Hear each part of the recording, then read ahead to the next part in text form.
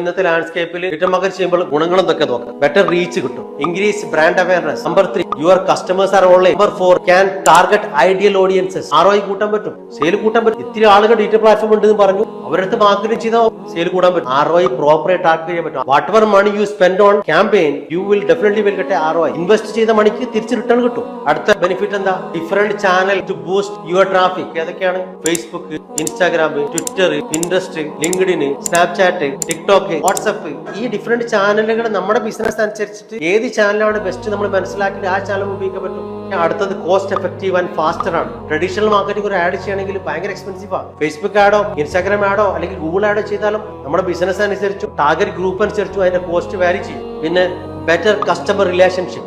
Reviews വരും, ആളുകളില്ലേ ആമസോണിൽ ഫേസ്ബുക്കിൽ ആള് നമ്മുടെ പ്രൊഡക്റ്റ് റിവ്യൂ ചെയ്യുന്നില്ലേ, ഗൂഗിൾ മാപ്പ് റിവ്യൂ ചെയ്യുന്നില്ലേ, ആ കസ്റ്റമർ റിലേഷൻ വരും. കമ്മ്യൂണിറ്റി ബിൽഡ് ചെയ്യാൻ പറ്റും സോഷ്യൽ മീഡിയ പ്ലാറ്റ്ഫോമിൽ.